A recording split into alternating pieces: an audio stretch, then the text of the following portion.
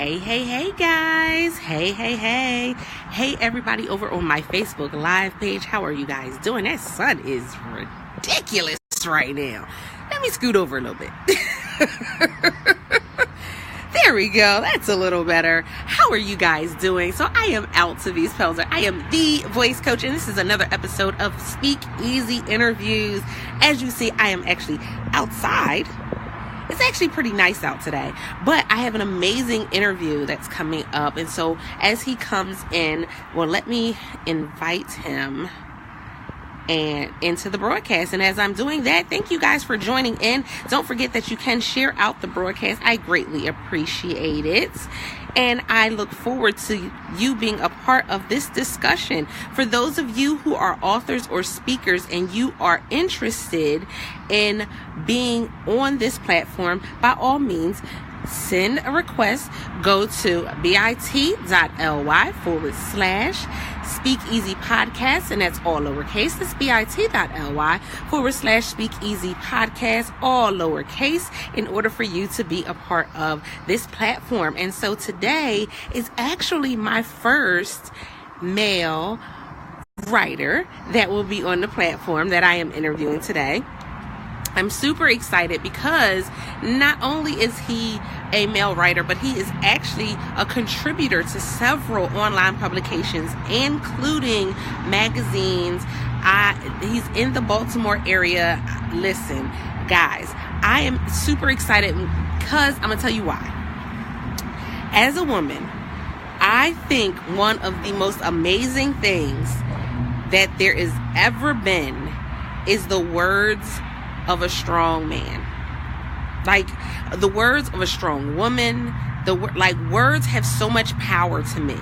And because words have so much power to me, what he is doing and what I see some of the other men and women who are on my friends list, those men and women who are a part of my community, when I see them doing some amazing things, that always stands out to me.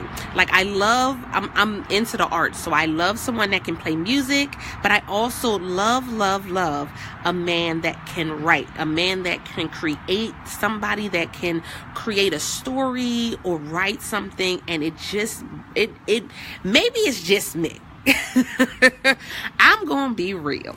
Maybe it's just me. Maybe I'm the only one that feels that way, but I feel as though the male perspective in a lot of things that are going on right now, we don't always hear it 100%. I feel as though, or when we hear it, it's kind of a skewed audio that we're hearing. We're not really hearing the men that were particularly, the fathers and the grandfathers and the uncles that are dealing with some really harsh issues. We may hear we hear a strong male voice in the writing industry and in the speaking industry when it comes to business and entrepreneurship, but we don't always hear it in, just writing, empowerment. It just depends. And so for me, another reason, and this is me delving into that, y'all know I think different, see different, and definitely act different. But for me, as a child who grew up without a father, and then a child who grew up with an abusive stepfather, I really value the voice of a man. I don't know. Like I said, if I'm the only one, that's okay. I have no problem with being the only one. Y'all know I have no problem with standing out and being different. Why? Because that's just me. I'm a unicorn. If you don't know, I am Altavice Pelzer, the voice coach, not a voice coach, but the voice coach, professional speaker, certified life coach, and Amazon best-selling author. I am coming to you again for another episode of the Speak Easy Interviews. I'm out in the countryside, y'all. So yes, there are trucks galore driving by as I'm out here, but I had to do this interview. I'm super excited that he said yes, and I'm just waiting on him to come through, and we will add him into the broadcast. But what has been your experience for me, as somebody who did not have my father in my life, someone who did not have a very good representation of a male role model or a male figure in my life? listen, when I see that there's a man who is a speaker, who is an author, who is a writer, it warms my heart. It makes me so appreciative that they took the opportunity to say yes to that craft, to creating and strengthening that particular craft of their life. Not everybody does it. There are plenty of men who have some creative ideas. They have a creative voice and they do absolutely nothing with it. Let's be real. Let's be honest. There are plenty of men who have a creative voice, who have creative minds, and they do absolutely nothing with it. And I think sometimes that's because of the things that they've gone through in their past, their childhood, bad relationships, abuse, mistrust, anything and everything that has really quieted their voice. And so, again, when you think about a man being comfortable in sharing their thoughts and ideas and ideals, being comfortable in sharing their particular voice, it makes all the difference.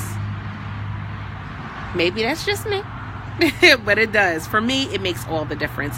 So that being said, I have come across a lot of authors and speakers who are men, who are doing some phenomenal things, who are setting a standard like above and beyond what you would normally see. I do see a lot of men that are starting to stand up, and not just stand up and be spoken for themselves, but starting to build and strengthen community, starting to build and strengthen a movement, I'll say. Because being able to speak out against molestation, being able to speak out against abuse, being able to speak out against anything, it takes a community. Let's be honest. It takes a community to be able to stand up and support one another. It takes community to be able to say that we're gonna lift up together. I'm not just worried about me lifting myself up, but it's about the community moving forward. It takes a lot, because the reality is that, listen, a lot of things that we do when it comes to speaking and being the author, there's a lot that we do behind the scenes that we don't always get paid for. There's a lot of times where we go and we speak and we're not getting a check for it. It's because of the impact. You guys know that if you caught episode 47 of Speak Easy, and I was talking about, a lot of people are doing it wrong. Hey, Medora, a lot of people are doing it wrong. And they feel as though they have to be loud and boisterous. They feel as though they have to speak for hours and hours. They feel as though that they have to do these strange things in order to be considered a speaker, or they have to, jump through hoops and all these acrobatics in order for you to be an author. And in all actuality, you don't. We have seen that there are so many options out there for us, especially now that the self-publishing industry has boomed, guys. The self-publishing industry has completely taken flight. It has taken off completely. So with that inclusion, with that opportunity, guess what? You have no excuse. You tried it, but you have absolutely no excuse. And when I think about the opportunities that I've missed out on because I thought that I couldn't handle it, or that I might not have the help, guys, open your mouth. And I know the stereotype, let's y'all know I'm real, #real talk. You know the stereotype. The stereotype is that men don't like to ask for directions, right? That men don't like to ask for help. But in all actuality, let's be real. There are men and women and children that don't like to ask for help. It is not just a male thing. Men ask for help just the same as women ask for help. But we got to be careful about who we're asking help from. Always got to use discernment. We always got to make sure that we're putting in the effort to determine if the help we're going to get, hey Dana, if the help we're going to get is actually help that's needed, necessary, and warranted. And then when we're reaching out for help, is it somebody who has done what it is that you're trying to do? That's the biggest thing that I always say. When I look at the men that have been in my children's lives, because I personally am a single mother, the men that have been in their lives, it's always been men who have been doing some great things. Right? Exactly. It's always been some men that have been doing some phenomenal things, men that are not scared to say when they're upset about something, men that are free to, talk about what they're going through. It's always been men that weren't hiding and cowering behind a facade. They weren't trying to hold up an image. And by them seeing that, they have a whole different visual of what men can be and who men can be and how proud men can be and how strong men can be from them watching them. And I appreciate that. And the men that are in my life, that's something that I'm always saying to them, is that I appreciate everything that they do. Because as a man, no, you don't always have it right. You don't always have it easy. You don't. I know that, in my area, because of where I live in a very small town, like extremely small. And with me living in a small town, it's not always easy for me to correlate what I go through with what people in big cities go through. So I'll give an example as we're waiting for Leroy to come on. I'll give an example. Earlier today, my son went to the store, and there was something going on at one of the gas station. We don't have stores. The gas station. And there was something going on at the house across the street from the gas station. And there was an ambulance there as well as a police officer there. The officer called my son over and asked my son, where he was going. If he lived in the area. My son said no, he showed him where he lived. He pointed to what direction he lived. And that was it. He asked him, what he was doing. He said he was coming from the store, and he said he was going, he was going back home. And I didn't have to be fearful of what if the situation had been something different, because of the positive men that have been in my children's lives. I didn't have to think about my son catching an attitude because, this officer asked him a question. I didn't have to be fearful that my son would have possibly lost his life if he would have said the wrong thing or, looked the wrong way or had his hands in his pockets. I did not have to be fearful of that. And that speaks volumes. That speaks volumes. Because there's so many of us that literally, when our children go out the door, we're fearful when they walk out the door.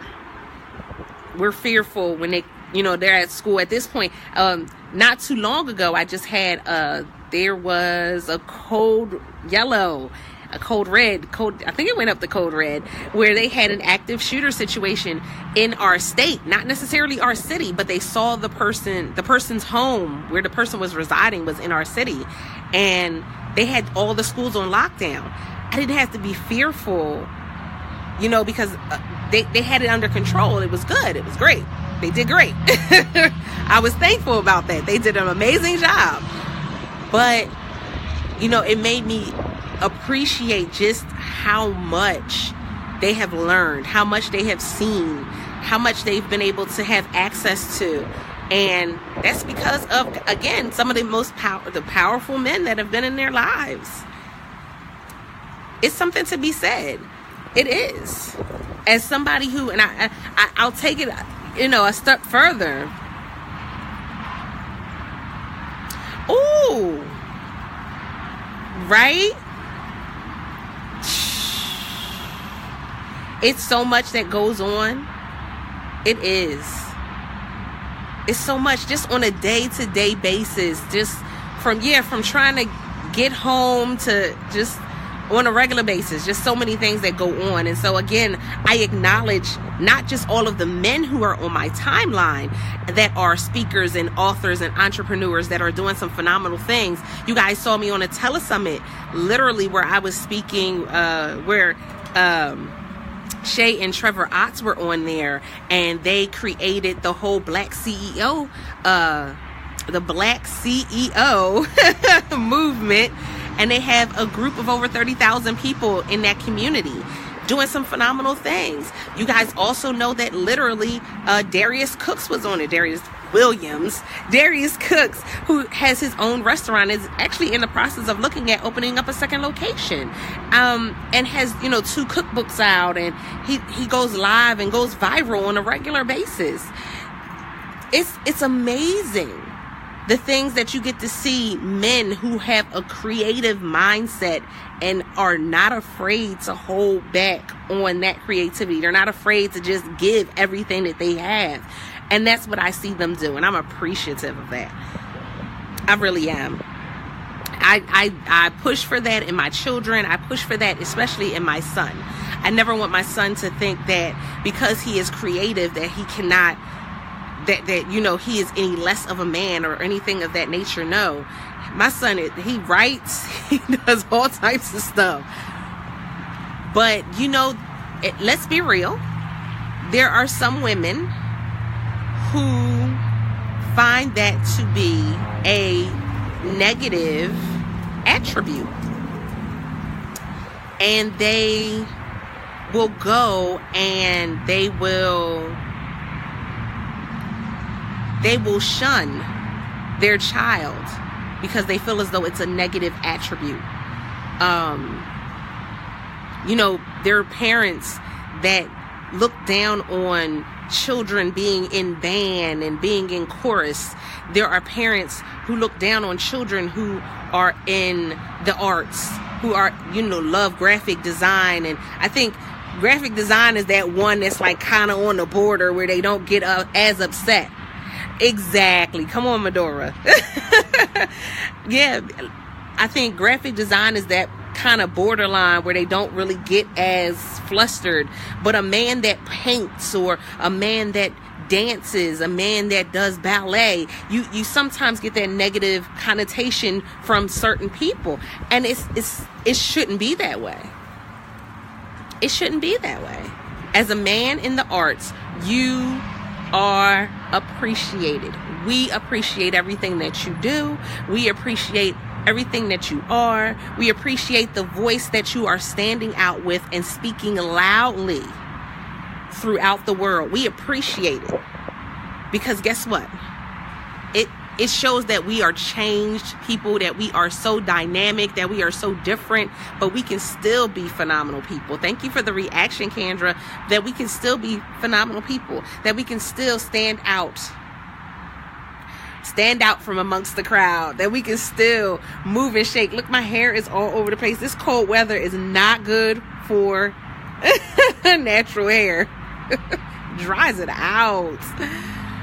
But listen, and Medora just made a great point. She said, we're so scared that they're going, that's right. We're so scared that they're going to be, gay. Well, not me, but there's a lot of people, and that's the fear that if you're involved in anything in the arts, then there's this hidden thought. And it shouldn't be like that. It shouldn't. As an author, as a speaker, let me tell you something. Let me be real. Let me be real. As an author, as a speaker, guess what? The reality is, when I write, that is not male nor female. When I dance, depending on how I feel like it, that is not male nor female. There are certain moves that may be male or female. There may be certain thought processes that are male and female. But the reality of it, the actual deed itself, come on, is not male or female. It's creative. It's creativity. It's putting my heart across the page. It's deciding that I'm not going to be pigeonholed by what I used to go through. It's deciding that my history, I'm going to rewrite it. Come on, I don't think y'all heard me right now. Y'all gonna make me get a little deep on y'all today. Y'all gonna make me get a little deep with y'all today, I see. It's taking my history and rewriting it. It's taking what I used to be, who I used to be, what I went through, what I endured, and rewriting it. Some of the most calm people or the most uptight people can be in the arts. And I'm going to tell you why. In the arts, and I had this conversation with someone not too long ago. When you write,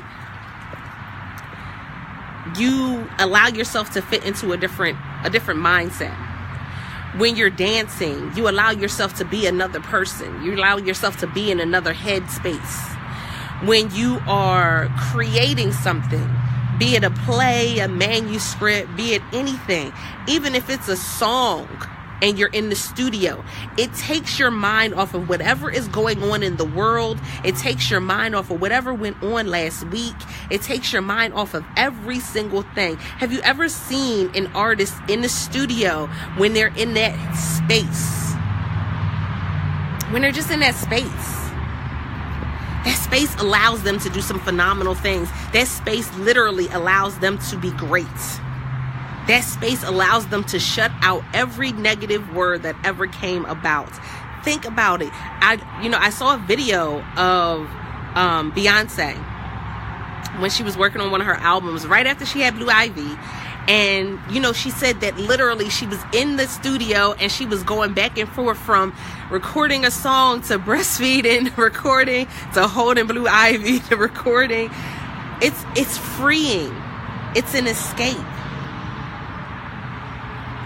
It's an escape. It allows you to freely say, listen, this is me, all across the page. And that goes from, if you're writing something from 50 Shades of Grey all the way to Harry Potter, it allows you to be free. It allows you to put whatever you want on paper and move forward. So why wouldn't that be something that we want to encourage men to do? Why wouldn't we? Now I'm going to get a little deep because I talk about this in my first book, It's Okay to Cry. It's that underlining tone of everything a man's supposed to do is supposed to be, macho. It's supposed to be manly. It's supposed to be macho and manly. It's supposed to be with brute force.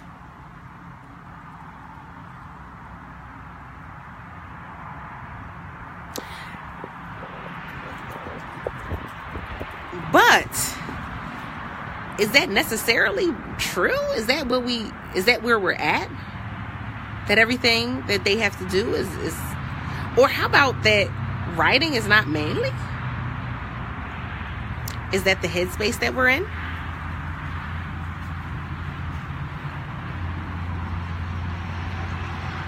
That's something to think about. Oh, you better say that, Medora. Medora just said manly sometimes equals lonely. And that writing process would definitely be something that would take them out of that lonely mindset. Because something that I have always said is that when you publish a book, especially when you're publishing something that is a personal story, it allows you to see that you are not alone. Because oftentimes you will have people who will come about and who will come and read that particular story, who will read that particular book or that article that you wrote and will agree with what you said, because guess what? They're in that hashtag me too mindset. Hashtag me too. So, in this, I guess this is going to be a quick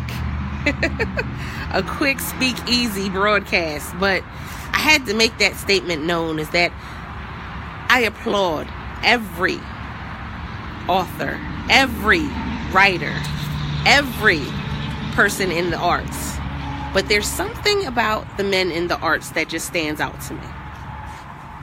There's something about a quiet strength that they show. There's something about a power that they show by simply putting pen to paper.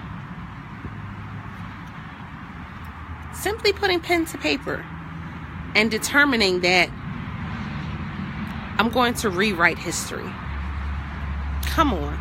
See, you got a lot of armchair vigilantes that run around and, they want to speak on social media and they want to go live and they want to talk about all this stuff, but they're not doing anything. What happens when you write something? What happens when you put something into the history books? What happens when you publish a book and it goes into a library? It is always available. That's a legacy.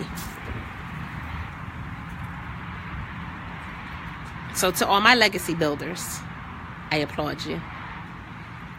To all my leaders, I applaud you. You guys are doing an amazing job. I appreciate you. And I definitely, right, them armchair vigilantes, I definitely appreciate all of you that have come on today for another episode of Speak Easy. I don't know where our guest for today was, but that's okay. We still had a very dynamic discussion today, talking about men and writing, men in the arts in general, but men in writing and men in speaking. And we will come back and get some more perspective from some of the men on my timeline. I do have a lot more people who are signed up for the Speakeasy podcast. Literally, I had to open up January because December is already full. November is already full. So you guys will see some more coming down the pipeline. Definitely appreciate you guys coming back. Share out the broadcast for those who are catching this via replay. Don't forget, even on the replay, your shares, invites, and comments still matter.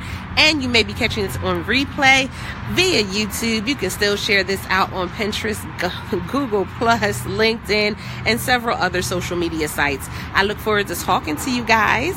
And you can connect with me at Find Your Voice Now on LinkedIn, Instagram, Facebook, Periscope. Yes, that's what it's about, taking it to a brand new level. So I am going to let you guys go. Don't forget to press it out.